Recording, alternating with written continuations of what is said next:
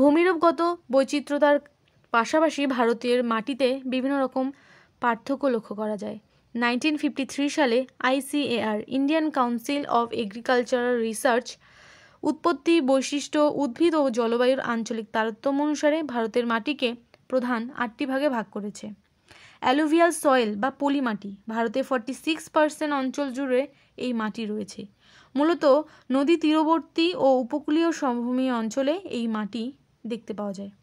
উত্তর ভারতে এই পলি মাটি সমভূমিকে wheat and rice bowl of India বলা হয়। এই মাটিতে হিউমাস বেশি থাকে, মাটি উর্বর হয়, তাই কৃষিকাজে বিশেষ উপযোগী। মূলত ধান, গম, ইক্ষু, পাট, আলু প্রধান উৎপন্ন শস্য। ব্ল্যাক সয়েল বা কালো মাটি, ভারতের 17% অঞ্চল জুড়ে রয়েছে এই কালো রঙের কৃষ্ণ মৃত্তিকা, যা মহারাষ্ট্র, মধ্যপ্রদেশ, গুজরাট, অন্ধ্রপ্রদেশ, কর্ণাটক ও তামিলনাড়ু রাজ্যে দেখা যায়। টাইটানিয়াম অক্সাইডের পরিমাণ বেশি থাকে। প্রধান ফসল কার্পাস, তাই এই মাটিকে ব্ল্যাক কটন সয়েল বলা হয়। রেড সয়েল বা লোহিত মাটি, 11% অঞ্চল জুড়ে রয়েছে এই লাল রঙের লোহিত মাটি। দক্ষিণ ভারত ও সাথে উত্তর পূর্ব ভারতে এই মাটি লক্ষ্য করা যায়।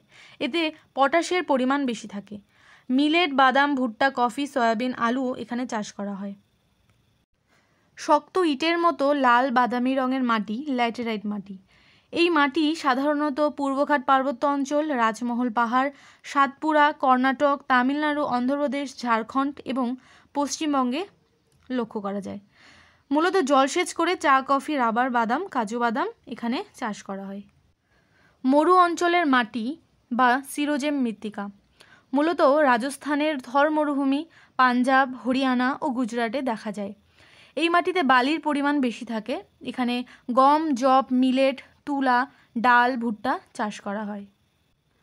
ফরেস্ট অর মাউন্টেন সয়েল, ঘন কালো ও ধূসর বাদামি মাটি, যা মূলত হিমালয় পার্বত্য অঞ্চলে, নীলগিরি ও পশ্চিমঘাট পার্বত্য অঞ্চলে দেখা যায়। এখানে চা, কফি, মশলার সাথে ফল ফুলও চাষ করা হয়। স্যালাইন সয়েল, এই মাটিতে সোডিয়াম জাতীয় লবণের পরিমাণ বেশি থাকে, যা উদ্ভিদের জন্য ক্ষতিকর, এবং এটি গুজরাটের কচ্ছ অঞ্চলে দেখা যায়। পিট সয়েল, যা মূলত জলাভূমি অঞ্চলে ও আর্দ্র অঞ্চলে পাওয়া যায়। বিশেষত কেরালা, ওড়িশা, তামিলনাড়ু, পশ্চিমবঙ্গের সুন্দরবন, বিহার, উত্তরাখণ্ডে এই মাটি লক্ষ্য করা যায়।